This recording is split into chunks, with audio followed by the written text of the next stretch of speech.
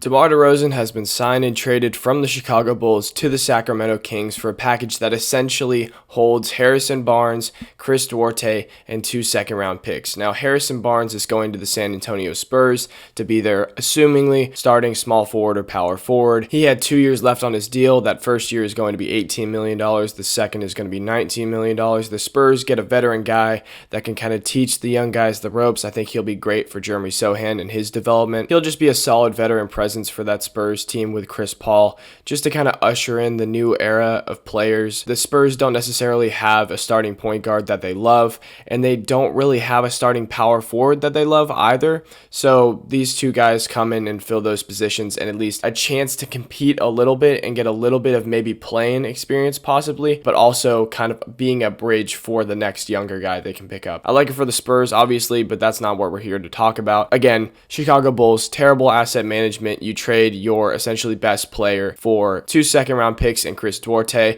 who played all right for the Kings, and he was all right for the Pacers, but you're not expecting him to come in and be, a starter. If you want to see me rant about the Chicago Bulls and their terrible asset management, just, I guess, click here. I don't really have the time of day for them right now. At least they picked a direction. Zach LaVine is still on the books. We'll see how long it takes for them to get rid of him, but at least they're rebuilding now. A year late, some say maybe even 2 years late, but they're doing it now, and that's what matters. DeRozan averaged 24 points, over 4 rebounds, and over 5 assists on 48% from the floor last season on 58.4% true shooting, and exactly 1/3 of his three-point attempts went in last year, which is just a strange statistical anomaly. That never happens. Exactly 1/3. Very weird. He played 79 games, which is very notable for a guy that's going to turn 35 next season, and is very impressive. But as for the fit, how does it work? I'm going to assume that Kevin Huerter is getting moved to the bench next season. So that leaves De'Aaron Fox, Malik Monk, DeMar DeRozan, Keegan Murray, and Sabonis in your starting lineup. Again, a smaller lineup. You're kind of depending on Keegan Murray to be your main point of attack defender to put on any sort of good guard or good wing player that the other team has.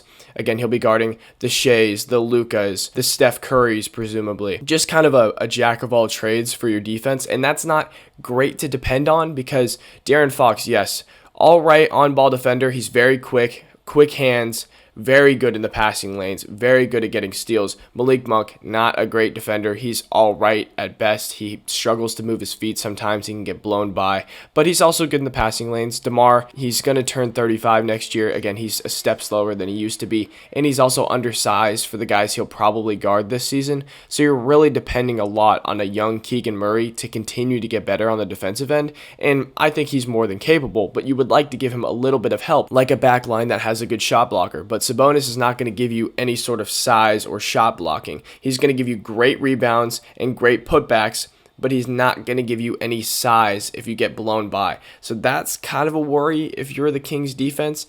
DeRozan doesn't really give you any sort of help on the defensive end. I get Harrison Barnes was not a world-class defender, but he was at least good. Some nights better than others, but he was at least good, and he had size. DeRozan is a bit smaller than Harrison Barnes was. Harrison Barnes was essentially their power forward, while Keegan Murray played the small forward position, which I think is more of a natural position for Keegan Murray. Pushing him to the power forward position, I feel like can get him stuck in situations you really don't want him to be in, like on the block with guys that are bigger than him, but I think he's more than capable. I'm just saying it's not ideal from the defensive standpoint. I assume that Malik Monk is going to start the season because they give him a big contract, and Kevin Huerter was not particularly great or efficient last season. A Kevin Huerter Sabonis DHO used to be one of the best plays in basketball, if literally not the best play in basketball statistically. So last season, to watch that kind of fall off is probably part of the reason why the Kings offense fell all the way to 13th last season. I mean, there was multiple reasons why the Kings offense wasn't as good last year as it was the season previously. They didn't make a whole lot of offseason moves. Teams could game plan a little bit more. Again, Kevin Huerter's regression, not ideal. And obviously towards the end of the season, he was dealing with an injury. So you can cut him a little bit of slack and hope that next season he'll be better. I assume he will be, but as of right now, his value is as low as it's probably been in 2 to 3 years. As far as spacing goes, I think a lot of people are kind of overthinking this point. Sabonis, obviously, not a great shooter. Last season, he was more willing to take the three-pointer. Now, he wasn't exactly efficient from three-point land, and he also needed pretty much a wide-open look, and teams were willing to give him that in a lot of situations. And personally, if I'm playing against the Sacramento Kings, I will live with a Sabonis three-pointer. Like, if we lose to Sabonis knocking down three-pointers, so be it. You know what I mean? That's how it is. And until Sabonis shoots roughly 38%, that's how it's going to be. And honestly, it's how it's going to continue to be because his shot form is so slow and his mechanics are just very wonky from out there. He has a very flat shot, so it makes things pretty difficult when you talk about consistency for him. I still think he can develop from out there, but he's going to be nothing but a spot-up shooter on wide-open shots, so you're not exactly worried about Sabonis spacing the floor. And obviously, like I said earlier, DeRozan averaged 33.3% from three. Again, not a great number, but Keegan Murray was an excellent shooter last year, and I'm talking about movement shooter too, not just catch and shoot. Like running plays for him,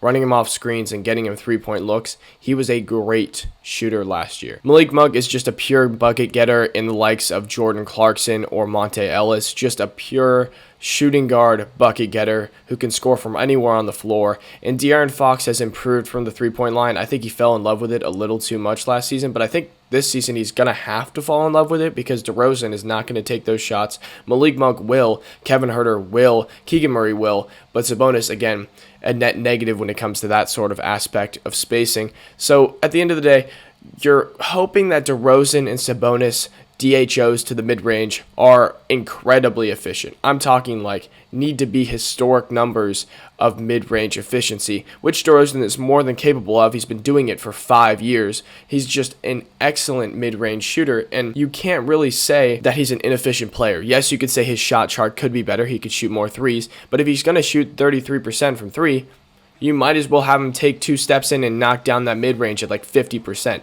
I mean, he's literally a pure mid-range scorer in the likes of Kevin Durant.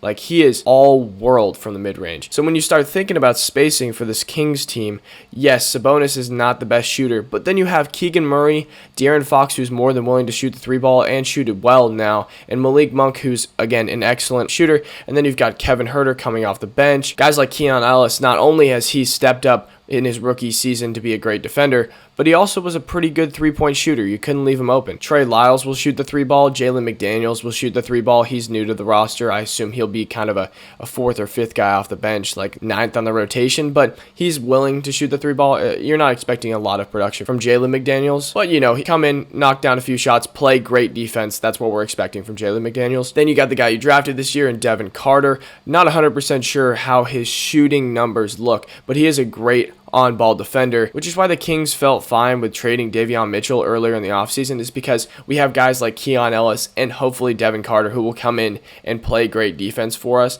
And, you know, look, your starting lineup is not ideal when it comes to the defensive end, but there are a lot of rosters and starting lineups this season that aren't ideal for the defensive end. I mean, that's just reality.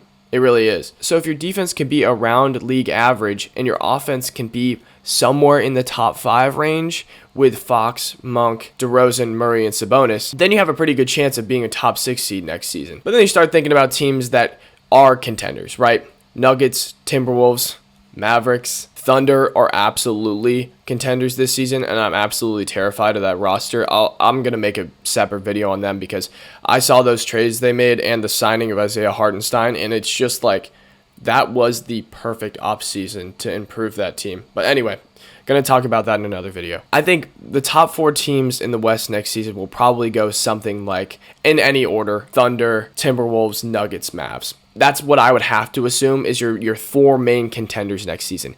Can the Kings compete with teams like that? The Kings last season competed with the Mavs in 2 games to essentially decide which team made the play-in and which team made the playoffs. And yes, the Kings lost those games and won in pretty bad fashion. I think they lost by like 30 points. But what I will say is Malik Monk got injured in the first of those 2 games and Kevin Huerter was already out. So you already had injuries to the roster, and then you inevitably lose to the Pelicans in the play-in who got the ticket to go and get swept by the Thunder. So does DeRozan make you a contender? I think it really matters about the guys in the margins. Is Devin Carter ready for the NBA to be an on-ball defender and be better than Davion Mitchell was? Is Keon Ellis going to take a jump this season? Is Kevin Huerter going to return to his previous form? Which I think he will. He just had a down season as far as shooting goes, and his defense wasn't ideal, but I think he'll be better this season, and then you can maybe move Malik Monk back to his original role and bring him off the bench, but we'll see. I think the Kings have the roster to be a top 6 seed in the West.